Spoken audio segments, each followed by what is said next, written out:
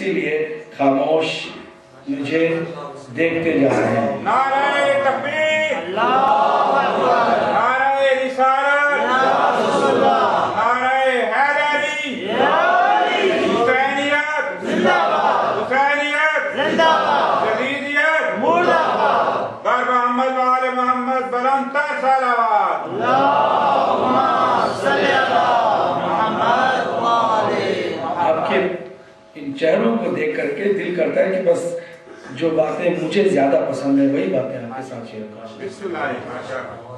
مجھے یہی پسند ہے، اسی طرح کی باتیں پسند ہیں کہ مجھے کوئی سنائے اس طرح کی باتیں، تاکہ میری عاقبت سنورے، میری زندگی میں بہتری آئے، میرے اعمال ٹھیک ہوں، میری فکر ٹھیک ہو. میں اس طرح چاہتا ہوں. تو شاید آپ بھی اسی طرح چاہتے ہوں گے. یہی سوچ کر کے میں آپ کی خدمت میں پیش کر رہا ہوں ان باتوں کو کہ حقیقت حال سے اگر واقف ہو جائے ہم، تو ہم عام لوگوں سے بالکل مختلف ہو جائیں گے. کہ ایک پراپرٹی ہوئی، ہاں بھائی اور کرو تو دوسری پراپرٹی ہو جائے گی، تیسری پراپرٹی ہو جائے گی، چوتھی ہو جائے گی.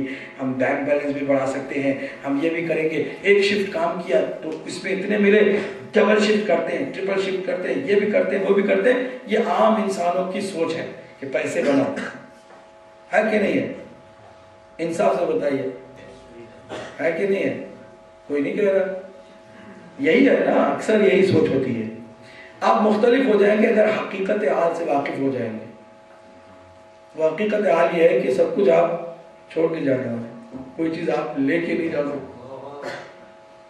دنیا میں یہ جو رونق ہے کس وجہ سے؟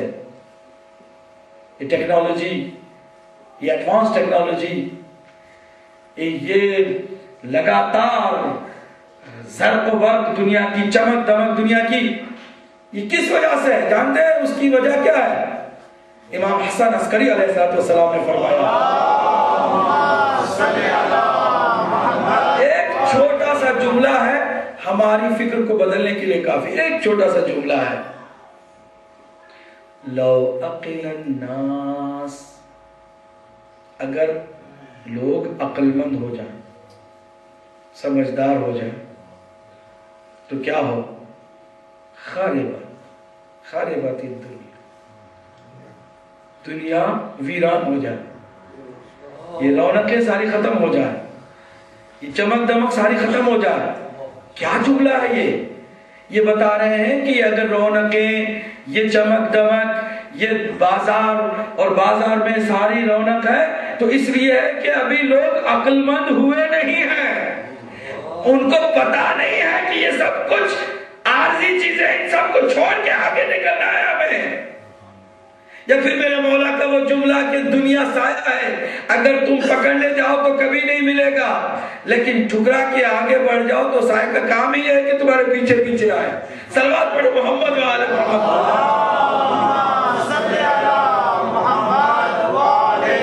لو عقل الناس، یا پھر شاید حدیث اس طرح، لو عقل اہل الدنیا خربت، اگر دنیا والے عقل مند ہو جائے تو دنیا ویران ہو جائے. پھر یہ سب کچھ ان سب چکروں میں نہیں پڑے. وقت میں کیوں؟ میرے پاس کم وقت ہے، پتہ نہیں کب مجھے موت آ جائے گی، میں ان سب کاموں میں لگ جاؤں کہ جن سب کو مجھے چھوڑ کے جانا ہے، یا پھر ان کاموں میں لگوں کہ جن کے بعد آنکھ بند ہوگی تو فائدہ ہی فائدہ مجھے ہو. سوچ بدل گئی. تو محنت وہ بھی کر رہا ہے، یہ بھی کر رہا ہے. ایک صرف دنیا کے لیے کر رہا ہے اور دوسرے اپنی عاقبت کے لیے اور پرماننٹ لائف کے لیے، اٹرنل لائف کے لیے، ہیئر آفٹر کے لیے کر رہا ہے. کتنا فرق ہو گیا، سوچنے کا ڈھنگ مختلف ہو گیا. اب یہ جو حقیقت حال سے واقف ہیں وہ ہلاکت سے بچ جاتے ہیں. حدیث میں جو سنا رہا تھا پہلے، ہلک الناس کلہم الا العالمون، مگر وہ جو کہ عالم ہو گئے، یعنی جان گئے ہیں کہ دنیا کیا چیز ہے. پتہ چل گیا کہ یہ بے وفا دنیا ہے. جب موت آتی ہے تو آواز آتی ہے، انسان کو جب لٹایا جاتا ہے نا تو آواز آتی ہے. میں بھی نہیں ڈرا رہا ہوں. بعض لوگ کہتے ہیں کہ بعض مولوی صرف ڈرانے کے لیے ممبر پہ آتے ہیں. میں ایسا بھی نہیں کرتا ہوں، میں خالی ڈرانے والا بھی نہیں ہوں. ایک جملہ درمیان میں آ گیا تو اس لیے عرض کر رہا ہوں کہ آواز آتی ہے، ایھا الناس جماعت الدنیا ام الدنیا جماعت کا. اے انسان ذرا یہ تو بتا کہ دنیا کو تو نے لوٹا ہے یا دنیا نے تجھے لوٹا؟ اب تمہاری کیا حیثیت ہے؟ کہ اقبال نے ایک عجیب و غریب بات کہی کہ دو آدمی زمین پر لڑ رہے تھے زمین کے متعلق.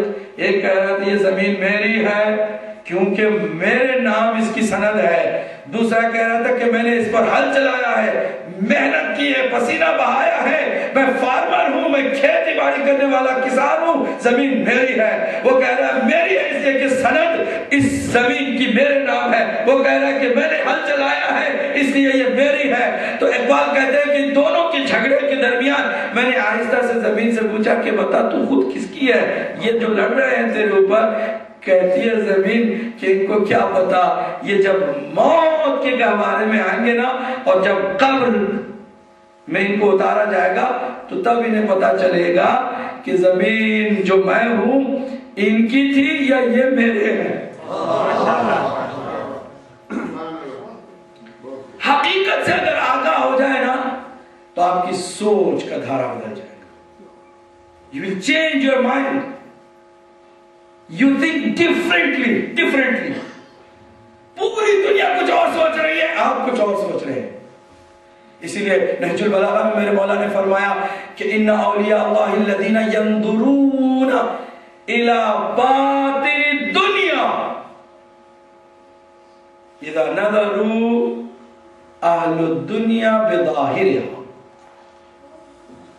کہ جو اللہ والے ہو جاتے ہیں وہ دنیا کو اس کے باطن کے ساتھ دیکھتے ہیں, اس کی ریالٹی کے ساتھ, اس کے فیکٹ کے ساتھ, اس کی حقیقت کے ساتھ دیکھتے ہیں, جبکہ دنیا والے اس کے ظاہر کی طرف دیکھتے ہیں.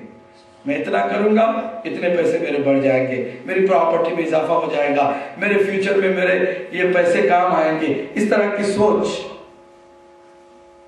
پھر میرے مولا نے ایک اور جملہ فرمایا